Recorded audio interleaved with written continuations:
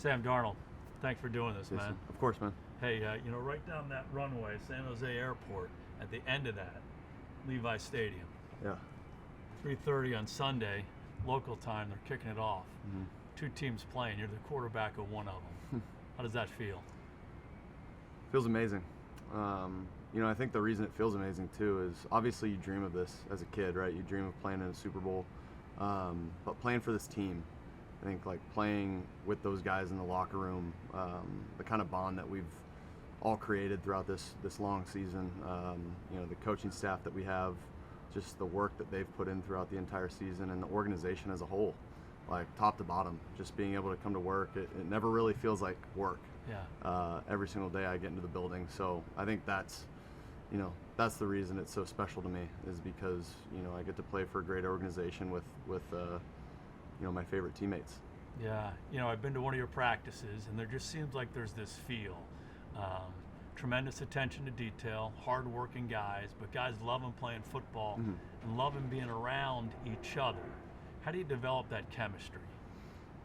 Yeah, I think it starts all the way back when we got here in April. When we first got together in OTAs, we started creating a bond. There were a lot of guys that were here early on, obviously, that have been together for a couple of years before that. And I came in and I wasn't ever trying to force myself into the group or anything like that, but I was just myself. And I think that goes for a lot of people in the building, is a lot of people are very genuine, a lot of great people, a lot of great personalities as well in that locker room. So I think we all just, we're all from different backgrounds, we're all different people, but we mesh together so well. And I think that's the beauty of this team, and I feel like I could kind of feel that, early on, especially during OTAs and throughout training camp. Yeah, let's go back. You mentioned background. You have a great background. I love the story about your dad, college football player and a plumber. Yeah. And your mom was a volleyball player, and then she was a teacher for all those years, and your sister is a great volleyball player. What was it like growing up in that household? Again, it's something that I didn't realize when I was younger growing up, how great I had it, and to have such a great family, to have such a great upbringing, people that I was around every single day that loved, that cared for me. But it was also, nothing was ever given.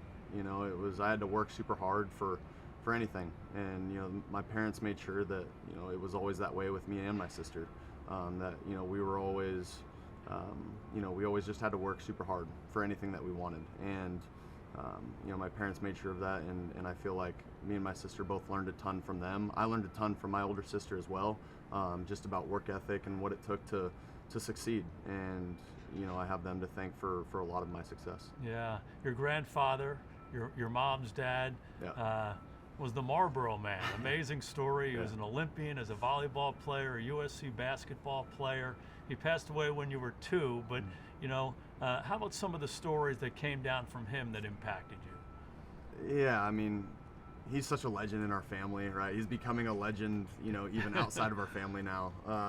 But yeah, he was just from what I've heard and the stories that, have gone around our family for years, he's just an all-time person. He had a ton of accolades, Marlboro Man. He was the captain of the firefighting squad in LA.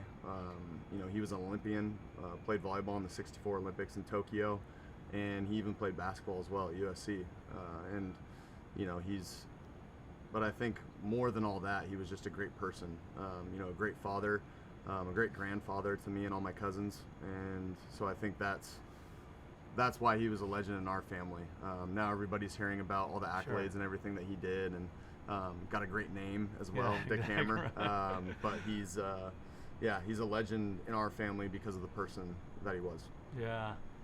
I'm intrigued by your background, basketball player as well as football. Your sophomore year, you play tight end and receiver and linebacker. You're not even the quarterback of your high school team. Talk about that. Yeah, that was a special experience. And we, there's this kid, shout out Sean Donnelly. He was a very talented quarterback, and we knew that he was a junior. We had a senior starter in Travis Wilson, who went to Utah and did great things as a quarterback there at Utah. But we knew Sean as a senior would step up and be the starter. And my sophomore year, my coach wanted to figure out a way to get me on the field, and he knew that I had he knew that I had some experience at linebacker, a little bit of experience playing some tight end in 7th grade as well. But yeah, I just wanted to get on the field, and he wanted to get me on the field, and I just love this game, and I think that kind of goes to show, you know, if you love this game, you'll do anything to be on that field. And so that's what I did. I played linebacker, I played tight end, receiver, got to play quarterback a little bit towards the end of the year when Sean got hurt, and you know, made the most of it, had some fun doing that, and then started at quarterback for the rest of my career. Yeah, and the quarterback thing, it went well for you. You go to USC, you were kind of like a phenom at USC. Once you got a chance to play, and you know, there were teams all around NFL cities saying, "Suck for Sam." They wanted to lose so they have a chance to draft you as a quarterback. You were a young guy, 20 years old. How'd you handle all that? Yeah, I think, you know, with that, there can be a little bit of pressure, especially as a young player. You know, I can look at that and feel, oh man, there's a little bit of pressure there. But I think having great friends, you know, throughout college and even throughout high school, I just really stayed close to them in those times. You know, there were a lot of stories of you know, potentially going to a NFL city and trying to change a culture and trying to change an entire franchise around. And I feel like a lot of people can say, oh, there would be a lot of pressure that comes with that. But for me, it's always just been about playing good football. And you know, it's going to sound cliche, but just going out there and executing and playing good football. And that's what I always knew it would come down to. Obviously, I didn't do enough of that early in my career, but I learned a ton from those times in New York. And you know, I feel like that truly has molded me into the player I am now. Okay, 3rd pick of the draft with the Jets, and like you said, you're going to come in and change the fortunes of this franchise that hasn't won in forever. And New York is noisy. New York is loud. Being a rookie quarterback is noisy. It's hard. Things are happening fast for you. What was the biggest takeaway from that experience with the Jets? Yeah, I think just understanding that, you know, there's so much noise and there's so much that is out of your control, and I think just handling everything that you can that is in your control. You know, playing good football, going through my reads, going through my progressions, and doing everything that I can every single day to put our team and myself in a position to succeed when you get to game day. And I think, you know, really understanding that was huge for me, you know. And even as a young player, I feel like I always kind of had that mindset. And again, like I always say, I had great teammates and great coaches, you know, to be able to lean on if I did ever feel pressure. But to be honest, Jason, I never really felt that pressure. You know, I always felt like I could just go out there and play the game that I love. And again, like I said, things didn't necessarily go my way early on in my career. But I really felt like I was free and I was able to, you know, just play my game and do what I could to play at a high level. And, you know, I have great coaches, great teammates to thank for that. Yeah, when you go to the Jets, you come out in the draft, and I was coaching in Dallas at the time, and we weren't in the quarterback business. We had Dak Prescott, but I always loved watching the quarterbacks and doing the evaluations. And this is the Sam Darnold draft report with my notes on it. And there are a couple things in orange that aren't good. Too many interceptions, took too many chances, that sort of thing. But the large majority of it incredibly positive. I thought you were an amazing player. Nervous system, ability to improvise, instincts, great when the play breaks down, athletic ability, keeps his eyes down the field, makes all the throws, can throw from different platforms, mobile, tough, great intangibles, great instincts, quiet leader. So many good things about it. Great workout in the rain, has a basketball background, sees things, clutch performer, quick reactive arm. But down here, I have it circled, I think is the most important thing. Not affected by failure. Interceptions, bad games, keeps coming. Mm-hmm. And I think about your experience with the Jets early on in your career, and then Carolina, and now we're here, down the runway, Levi Stadium, kicking it off at 3:30 on Sunday. I wonder where that resiliency came from. Yeah, I think for me and I've gotten some time to think about it, you know, doing all the media this week and people asking questions about, my past and resiliency and where that comes from. And I really have thought about it quite a bit. And I think the answer I always come back to is my upbringing. You know, my family, my mom and my dad, you know, having the jobs that they had, my dad working his butt off, you know, from 3 a.m. to 1 p.m., finding the energy somehow to always, when I was done after school, to play catch with me, you know, to play catch with a baseball or a football in the front yard or the backyard. And my mom, after a long day of dealing with 7th and 8th graders, like finding the energy to always put food on the table for us. Like, you know, it wasn't, they never talked about it. They never said, oh, this is how you be resilient. They always led by example. Yeah. And I feel like that's always been my leadership style, just naturally. Never really thought about it. But yeah, I think it definitely stems from them. And then obviously my sister, you know, leading by example for me, like all the tough classes that she was in, all the honors program stuff she was in, the AP classes that she was in. I was never an AP student. I was never in those kind of classes, but she also led by example for me. And I just think that was the way we did it as Darnolds in that household. And I have them to thank for how resilient I've been throughout my career and in life in general. You know, after the Jets, you go to Carolina. You're there for a couple years. There were some good moments, and then the same kind of a thing. Was there any takeaway from those first 5 years in the NFL that you say, that's really where I grew the most? Yeah, I think one of the biggest things that I think of football-wise is, you know, feeling like I needed to make a play. And I felt like early in my career, especially coming from college, where you can make a play. You know, you had it there in your notes, but like athletic, mobile, I can do all these things outside the pocket. I felt like in college I was going one to my second progression to get outside and make a play. Yeah. Whereas in the NFL, it's not that easy. You know, you have some of these guys that are 6'4", 6'5", they run 4.4 40s, you know, chasing me down at the line of scrimmage, and quite frankly, I'm not fast enough to get away from them anymore. Yeah. And, you know, for me, it was, I think, when I tried to make a play, I think just that mindset of like trying to make a play just got me in a little bit of trouble early in my career. And I think being able to learn from that and say, okay, first and second down, I either check the ball down or throw it away. You know, live to see another down, and allow our defense to go out there and do what they do. You know, it's a team sport for a reason. You know, I always felt like I needed to score 40 points, because if we didn't, then, you know, I wasn't doing my job. Yeah. And sometimes I felt like I forced it. Yeah. You know, my first few years in my career. And yeah, I think just understanding that, you know, even on third down, like third down, if I get outside the pocket and there's, you know, no one open, it's okay to throw it away. Or run forward, and 3rd and 7, I get 5 yards on the ground and slide and not take a big hit. Yeah. Like 4th and 2, now it's time for, you know, the head ball coach to maybe make a decision. Sure. And so I think just having that situational awareness always helped me out. You know, I think later in my career, learning from those experiences early on. Were there ever moments where you said, I don't know if I can do this? Did you ever like doubt yourself or start to lose faith in who you were as a player? I think everyone would love to say no, and you know, I have a ton of confidence in myself. Sure. I've always believed in myself, but there was always doubt. Yeah. You know, that kind of crept in. I think, you know, I'd be lying if I said there wasn't. But again, like I had a great support system, whether it was my friends, my family, or my teammates and my coaches to be able to lift me up. You know, when things weren't necessarily going my way. So, yeah, there was always that little, you know, little doubt that kind of creeped in, but you know, that was quickly, you know, pushed to the side with all the belief that other people around me had. Yeah.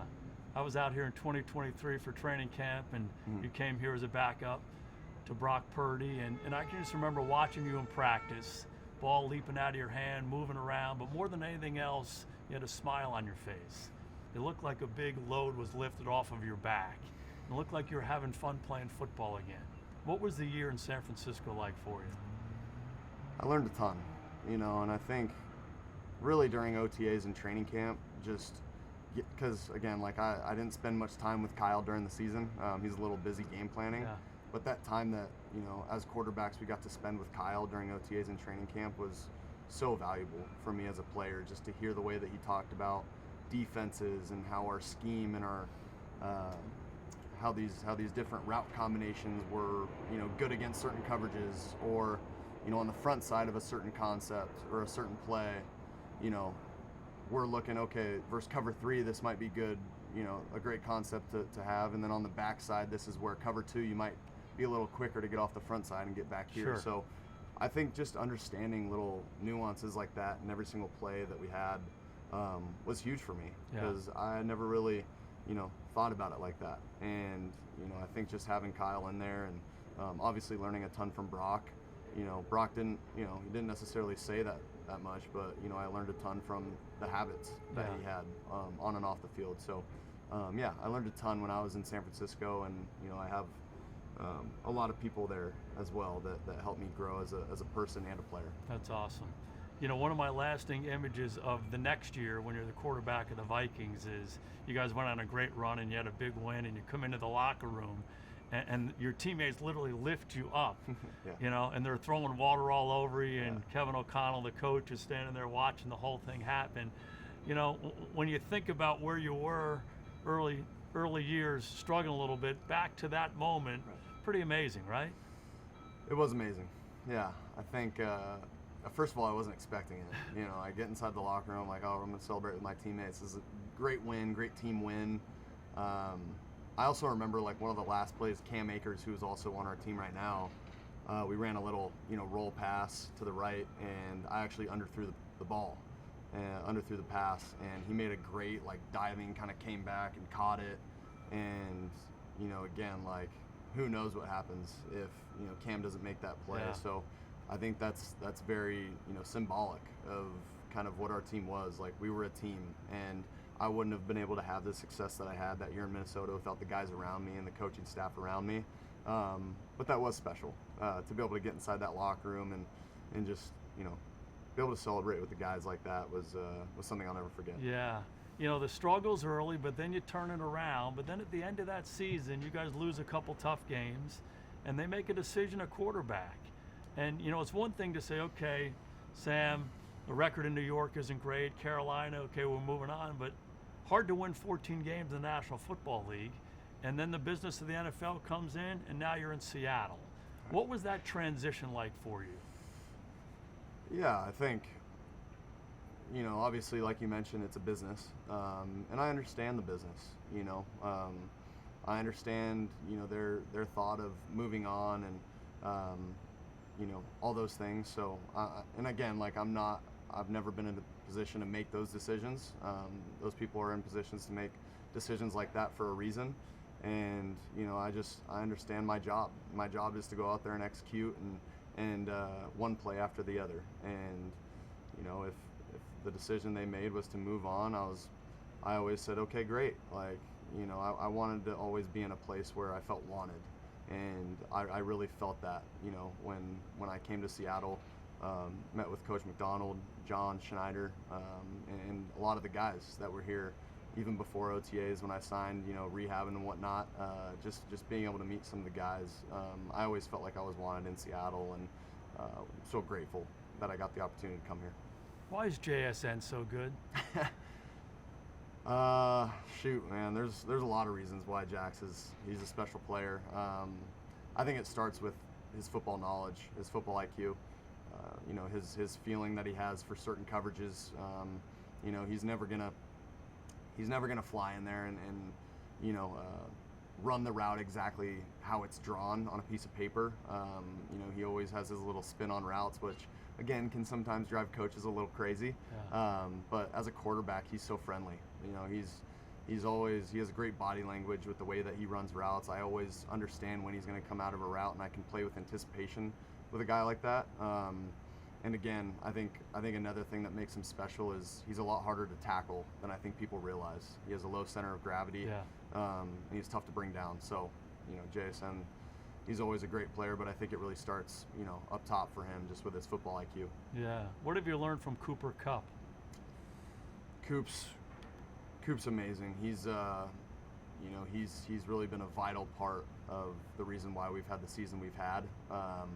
You know, coming in here, you know, during the spring and really I feel like not only players but coaches learned a ton from Coop, and just the way that, you know, he talks about football, he talks about the run game. Like, as a ball coach, man, you would be, I mean, you gotta, at some point you gotta ask Coop about the run game, because he will go on a tangent for you about it. And you know, he's a special player with a really, really high football IQ. But I think you can kind of get the theme. Like, I feel like there's a lot of great players on our team that are very athletic and they do all the right things on the football field, but it's because we're all very smart players and we understand what the coaches are trying to get done. But we also understand, like, what beats our concept, and as a defensive player, like, what schemes beat this coverage that we're in. And I think all of you know, the guys on the field really understand, you know, our weakness in certain concepts or protections and coverages. And so I just think that football IQ is something that makes not only Coop but a lot of the guys on our team very special. Yeah, you talked earlier about learning that you don't have to do it all yourself. When you have a defense like yours, that gets reinforced, doesn't it? It does, for sure. You know, our defense is special. They just make plays, man. It's it really is fun to watch them when I'm on the sideline. And again, like you said, like, I never feel like I have to force anything out there. If you know, it's 3rd and 5+ and I feel like nothing's there, and I get out of the pocket and again nothing's there, I feel so comfortable just being able to throw the ball away, or maybe getting forward, getting as many yards as possible. But as long as the series ends with a kick, now don't get me wrong, like, I'm not satisfied. Sure. You know, I'm not satisfied with punting the ball or kicking field goals. But during the course of a game, you know, I understand that protecting the football is the most important thing. And with a defense like ours, I think that holds even more value. What's the balance between letting it rip and being a great decision maker? There's a fine line, you know. There is a fine line between that, but I think you have to find a way to play free. You know, I listened to a podcast, you know, this off season with Steve Kerr, the coach for the Golden State Warriors, played years on the Chicago Bulls when they were winning their championships, and he had a phrase, and you know, it was FI, and I think people at home can kind of figure that out. It's kind of the same thing as let it rip, and you know, it's just playing free, I think, is always important for me, because especially early on in my career as a young player, I always felt like, you know, a little bit of like, oh, don't mess it up kind of feeling. And I feel like when you have that mindset of let it rip, it kind of takes that feeling and that weight off your shoulders. Yeah. And, you know, that's kind of where that comes from. But at the same token, you know, you got to protect the football at all costs, especially when these games get more and more important, and it gets later in the down. You got to find a way to protect the football. But if someone's open, I'm going to let it rip. Yeah. Okay, let's go back to the scouting report. The back page. Calm, cool leader. Poise and clutch moments. Exactly what you want in a quarterback is the mental makeup to handle success and adversity really well. When the game is on the line, he wants the ball in his hands. That's when you were in college. You've gotten this team to this place. Tell me how you handle big moments like this. I think it comes down to training.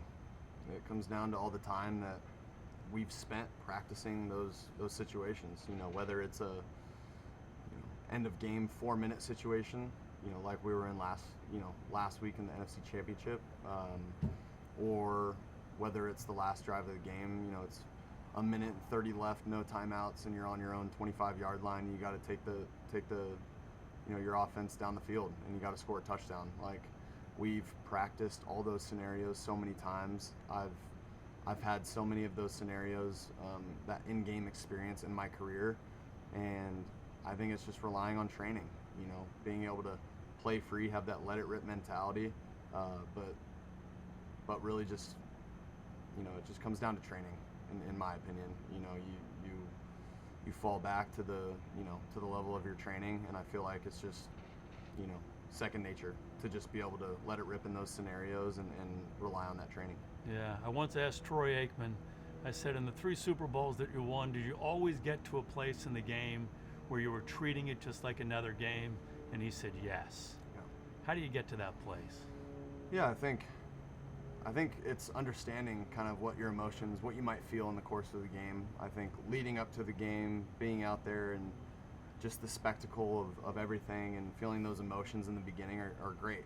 You know, I don't think you want to shy away from that as a player, or you don't want to think, oh, why am I feeling this way? You know, I think the first few snaps might feel a little bit of nerves, which is great. I think as a player, you got to lean into that. But I think once those first couple snaps, those first few snaps kind of go, you start to get in the rhythm of the game, and you feel like you're just in the flow. You want to get to that, you know, flow state, Yeah. which I feel like I'll get to after the first couple snaps, and after that we'll just be rolling. Yeah, Phil Simms had one of the great performances ever for a quarterback in the Super Bowl, and I once heard him say he never thought about the result. He just focused on one play at a time and executing. Yeah, I think that's very important.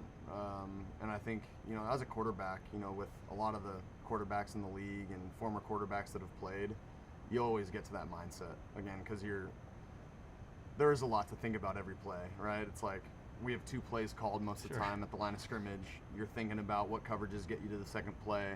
So if you're thinking about anything other than the play at hand, you know, you're doing your team and yourself a disservice. So I've always said that, and I feel like with how much it takes to focus on one play at a time, you know, you have no choice but to have that mindset. Yeah. You're an inspiration, man. Thanks, Jason. Go get them. Appreciate it. Hi, I'm Mike Tirico, and thanks for watching. Make sure to hit subscribe for the latest news and highlights from NBC Sports.